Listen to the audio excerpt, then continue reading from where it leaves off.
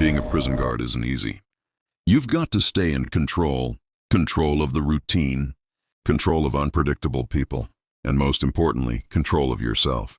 In a normal prison, you deal with all kinds of chaos, gang ties, smuggling, fights, and sometimes escape attempts.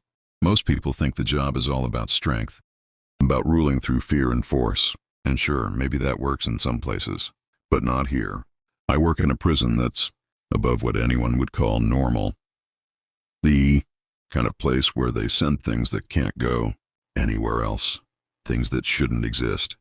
Some of them used to be human, some of them never were, and some of them, nobody knows what they are, not really. Scientists try to study them, the administrators try to classify them, but in the end, we're all just here to keep them locked away and pray that's enough. My job is simple on paper. Make sure the vault stays sealed. I follow the routine to the letter. Every step, every rule, no exceptions. That's how you survive here. When new guards start, each one gets assigned to observe a certain prisoner for orientation. Mine was called the phaser. Looking into his cell, you'd see a man in his mid-40s. Nothing remarkable. Ordinary as they come, except every so often. His body flashes bright like lightning, and in a blink, he's standing somewhere else in the cell. He'd been caught experimenting with teleportation tech. Judging by the results, I'd say it's still far from perfect. He's a living reminder of what happens when people mess too deeply with things they don't understand. It would almost be hypnotic to watch, if it weren't for the screams. Every time he blinks, he howls in agony, and sometimes, when he's too tired to scream, you just hear these low, broken sobs. Those moments are the easiest to handle. On a good day, he might go hours or even a full day without blinking. But when it's bad, it's relentless. Sometimes he disappears entirely. When that happens, the system triggers an alert, and a team is sent to check. He never actually leaves the cell, though, not once. Whatever they've lined those walls with, it works. When it happened to me, I was told to stay outside and observe until he blinked back. Some of the newer recruits, the ones eager to prove themselves, rush in with their weapons drawn. The lucky ones just get scared half to death when he flashes back in right behind them. But some aren't so lucky. See, if a guard's even touching the space where he reappears, if they brush his arm, his shoulder, anything, the guard doesn't survive it. They just explode into a red mist. No trace left. Since we can't send in cleaners, he's forced to clean it up himself. Looking back, I think that was the real test. The initiation. A way to see if you can handle the kind of things this place holds. Being too passive can get you killed, but being too aggressive can too. Even the middle ground can be dangerous. Every day here is a test of instinct and split-second decisions. The phaser isn't evil, just dangerous by circumstance. He's what happens when curiosity goes too far. But not every prisoner here is an accident of science. Some are dangerous because they choose to be. Some prisoners here ended up this way by accident and victims of their own experiments or curiosity. But others, they became monsters by choice. Take Prisoner X, for example. His file alone could fill a whole library. The short version? He turned himself into a living weapon. Chemical, biological, technological, psychological. He enhanced every part of himself in ways our scientists still can't fully explain. Through countless surgeries and experiments, they've managed to remove a lot of his built-in weaponry. But some things can't be undone. His skin, for instance, it's practically indestructible. The researchers still can't figure out how he hardened it to that level. Whatever he did, it makes him resistant to tasers, fire, even tranquilizers. When we have to move him, we use a special procedure. First, we drill a small hole in the side of his neck. Not an easy task, considering how tough his skin is. Then we attach a collar that injects him with enough sedative to drop an elephant. Even then, he still needs an entire squad to escort him. Saying he doesn't like authority would be the understatement of the century. One time, during a scheduled sedation, he waited until the exact moment the collar was about to engage. When his skin had hardened just enough, and he jerked away from the needle. Before anyone could react, he slammed his shoulder into the wall, changing its angle just enough to jam the doorway. It took 3 full response teams to bring him down. We lost several guards that day, and the worst part? His arms were restrained the entire time. Even bound, he found ways to kill. I wasn't on that shift, thankfully. After the incident, his security protocols were updated. Stronger restraints, more frequent sedations, constant monitoring. The man was unstoppable in every sense of the word. Not every prisoner is violent or malicious, though. Some of them are just too smart for their own good. We have one guy who goes by the Tinkerer. His official designation is much longer, but that nickname stuck. Technomancer was his own idea. We dropped that real fast. He's not physically dangerous, at least not directly. But give him access to even the smallest piece of tech, and he'll have the entire facility in chaos by morning. He once took apart a guard's radio, and suddenly every device in the building started broadcasting a weird static pulse. It got to the point where if something tech-related went haywire, we all knew who to blame. We'd storm his cell, pin him down, and destroy whatever makeshift gadget he'd cobbled together from scrap. He'd just laugh, full-on giggle fits while we tore it apart. Eventually we realized something. When he was tinkering, he stayed calm, focused, happy even. So we made a deal, unofficially of course. Every now and then, we'd bring him a broken device, a laptop, a tablet, a phone, stripped of any dangerous components. We'd tell him to fix it. He'd spend days, sometimes weeks, tinkering away. When he was done, we'd take it back, search his cell for extra parts, and destroy anything he'd hidden. Once, out of curiosity, we reassembled one of his fixed laptops with its missing CPU and battery. It was something else entirely, a machine running on code and functions that didn't even make sense to our engineers. Brilliant, terrifying work. It became a quiet routine between us and him, an unspoken agreement that kept him occupied in a safe. That lasted until one guard who didn't get the memo brought in his personal phone for repair. A stupid move. Within hours, the facility picked up an outgoing signal. Something impossible from this deep underground. That signal nearly triggered a nuclear launch. Actual launch codes were sent. Hawaii even received a false missile alert that day. The public was told it was a mistake. It wasn't. The guard disappeared. The Tinkerer lost his tech privileges for months. But he didn't seem to care. Every time we checked on him, he was still laughing to himself, proud of what he'd almost done. Eventually, we reinstated his tinkering privileges, but under much stricter supervision. He didn't mind. In fact, he seemed content, like all he ever wanted was to prove he could. That's the thing about this place. Not everyone's here because they're evil.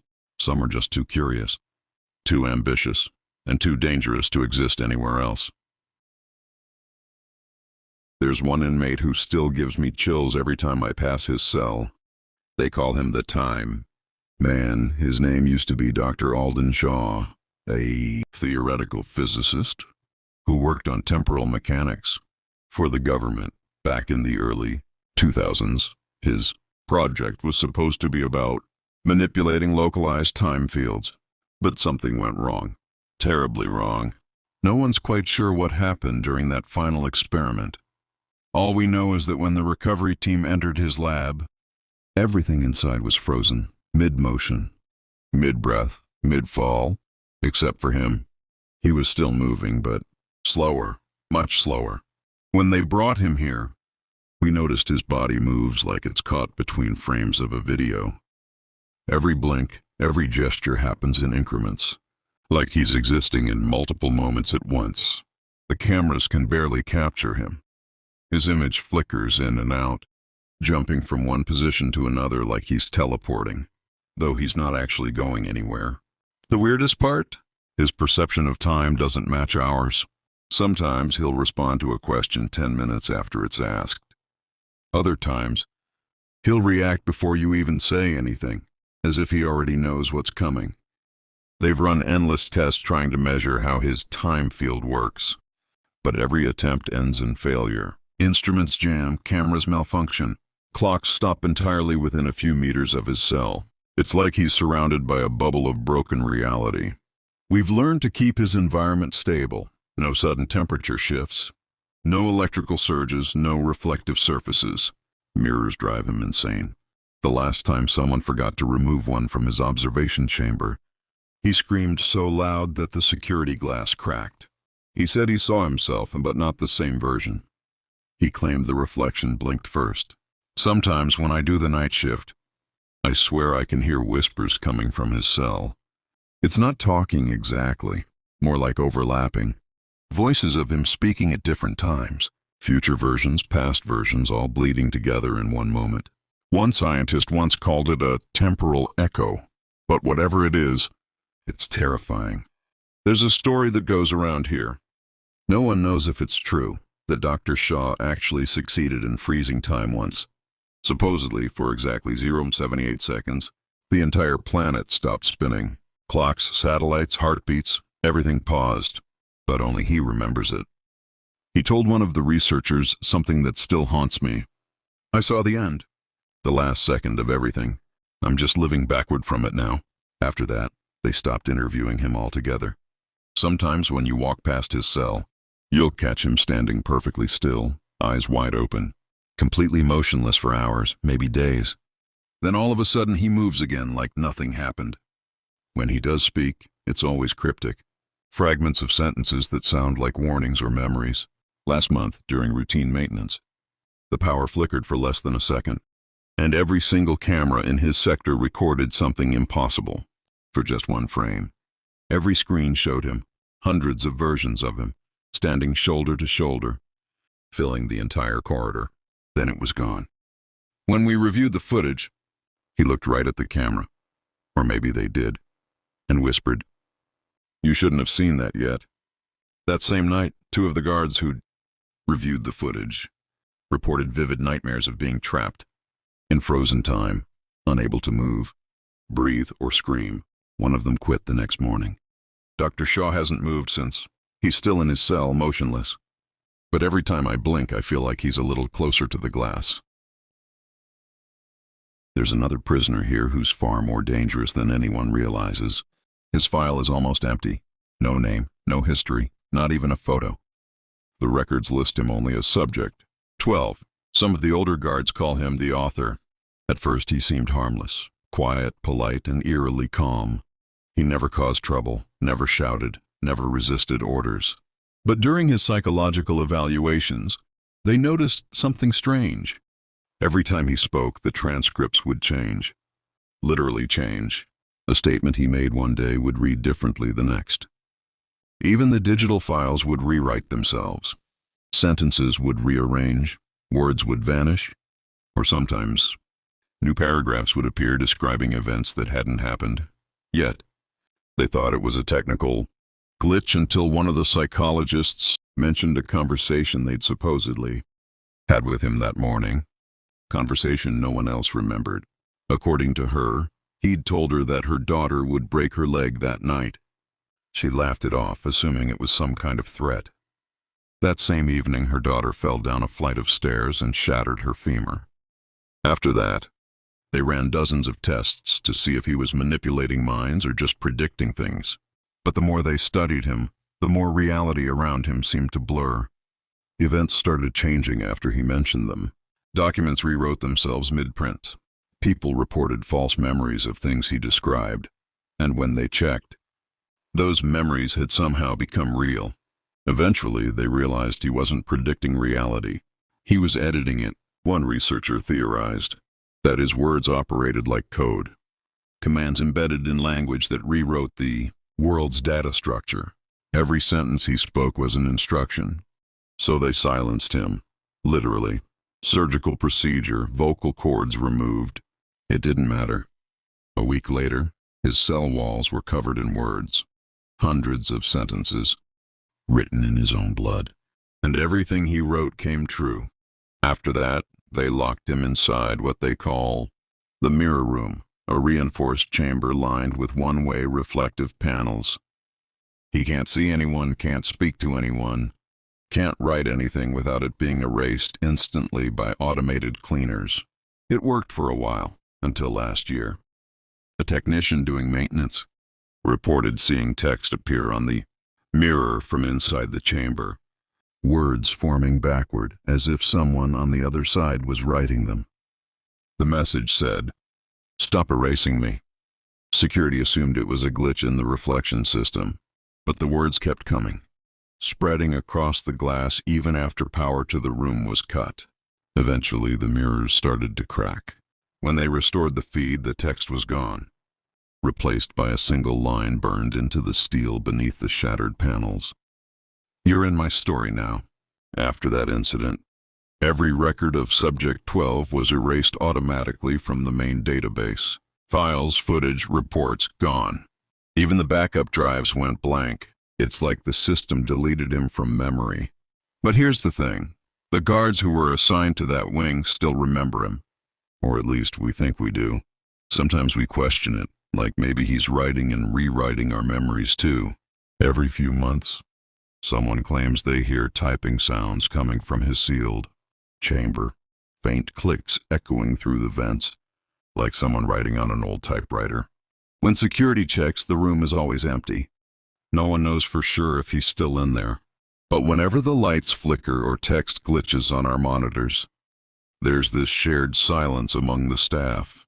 We don't say it out loud, but we're all thinking the same thing. Maybe he's editing again. And if he can rewrite words, rewrite events, maybe he can rewrite people. One of the night guards quit after his shift last month. He said he woke up in his apartment to find a note on his table, written in his own handwriting, that said, "You were never real." He brought it here terrified. But when we opened the envelope, the page inside was blank. We checked his personnel file later that day. It didn't exist anymore.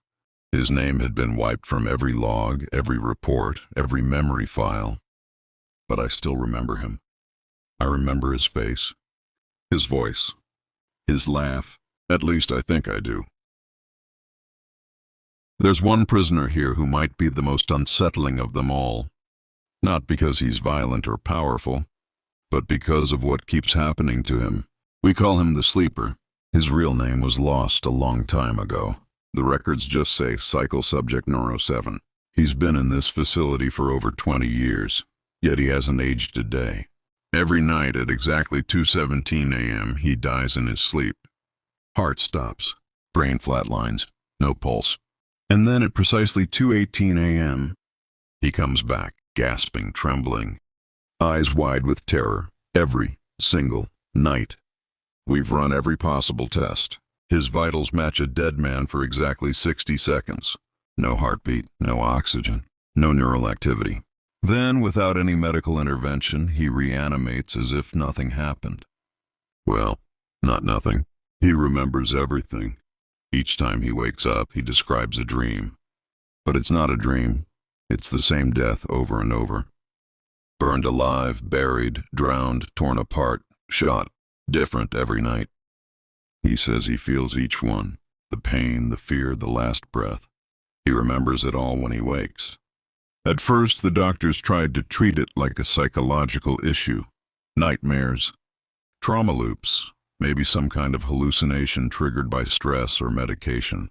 But then we noticed something impossible. Every death he described actually happened, somewhere, to someone, within hours of him dreaming it. The details match perfectly. Places, faces, names. It's like he's living the deaths of strangers before they occur. We cross-referenced dozens of reports. Car accident, fires, murders, all identical to his nightly dreams. One time, he described a building collapse overseas that hadn't even made the news yet. 2 days later, it did. After that, his cell was moved deeper underground, completely isolated. We stopped trying to stop the cycle and started studying it instead. He's aware of what's happening to him now. The first few years, he begged us to help, pleaded through the glass, crying, shaking, promising anything if we could make it stop. Then after a while, he just accepted it. Now, when the clock hits 2:17, he lies down quietly, stares at the ceiling and whispers, "Let's see who I am tonight." It's worse when he dies violently. When he wakes, his body shows injuries that shouldn't exist. Burns, bruises, cuts, all gone within minutes. One night he said he was shot in the head, point blank. When he came back, there was a hole in his temple that sealed shut before our eyes. We tried sedation once, thinking if we kept him asleep, maybe he wouldn't die. It didn't work. At 2:17, every machine monitoring him flatlined anyway, and then so did the staff in the observation room. All 5 of them dropped dead at the same second. He came back. They didn't. When we reviewed the footage later, the monitors glitched out right before it happened. For less than a frame, the screen showed not him, but us. Our faces twisted in pain, blood pouring from our mouths. He woke up screaming that night. Said he dreamed of being watched by ghosts that haven't died yet.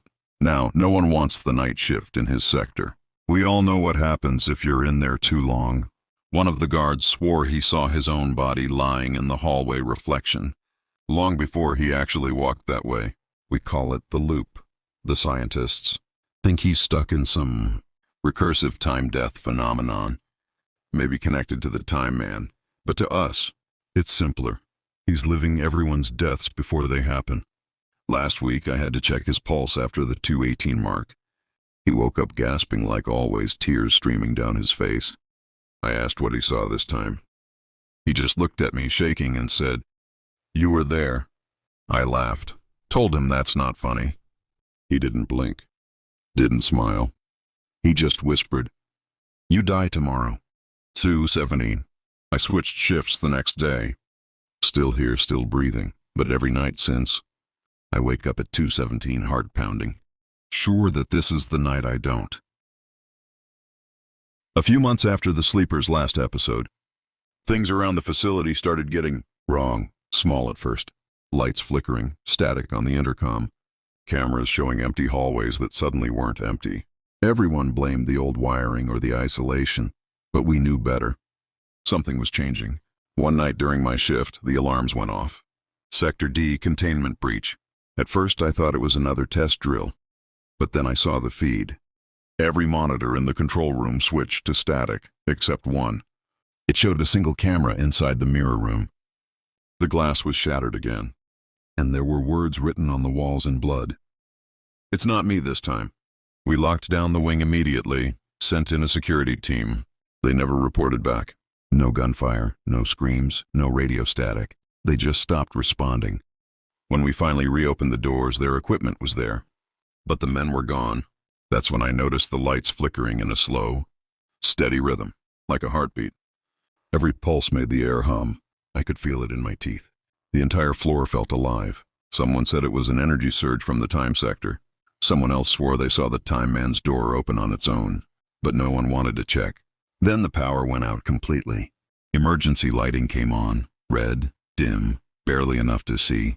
The halls were filled with shadows that didn't move when we did. The sound of boots on metal echoed behind us, though no one was there. Then we heard the voice, soft at first, coming from every speaker, every hallway, every radio. A calm, steady whisper. It said, "Stop erasing me." That was Subject 12's voice, the author. Only it wasn't coming from his room. It was coming from everywhere. Doors started unlocking one by one, all across the facility. You could hear the heavy bolts clanking open like a chain reaction, spreading down the corridors. One of the guards tried to override the system, but his keyboard melted beneath his hands, keys dripping like wax. When we checked the security feeds again, every monitor showed a different room, but the same figure. A tall, thin silhouette standing perfectly still. In some rooms, it was facing the camera. In others, it was turned away. But no matter the angle, the timestamp was identical. At 2:17 a.m. That's when I realized the Sleeper's cycle. It was syncing with the system. Whatever was happening, it wasn't random anymore. One by one, the containment doors opened. Prisoners screamed. Some begged. Some laughed. The power flickered again, and for a moment, every light in the facility went blinding white. When it dimmed back down, half the cells were empty. The only thing left in their rooms were words scrawled in blood, all saying the same thing: "Wake up." We evacuated what was left of the staff. I was the last one out of the control sector. The generators were down, backup systems fried, radio dead. I grabbed my flashlight and ran. Every hallway looked the same, but the signs had changed. The numbers on the walls rearranged themselves when I blinked. Somewhere behind me I heard footsteps, slow, deliberate. I called out, thinking it was one of the guards. A voice answered, my voice. "You shouldn't be here anymore." I turned, and for a split second, I saw myself standing at the end of the corridor, older, bloodied, eyes hollow. Then the lights went out again.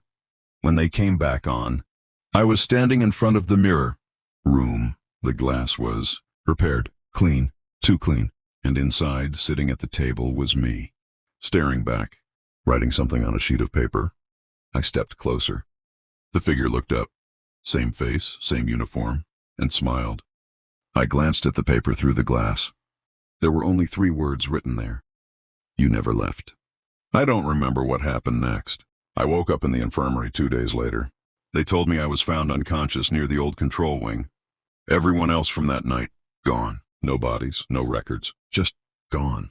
They said the breach logs were corrupted, all data lost. But when I checked my access terminal later, there was one new file sitting on my account. No date, no sender, just a plain text file titled Cycle Complete.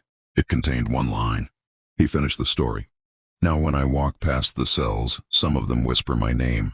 The time man flickers whenever I'm near. The sleeper wakes up screaming like he recognizes me. And every night at exactly 2:17 a.m., my reflection moves before I do.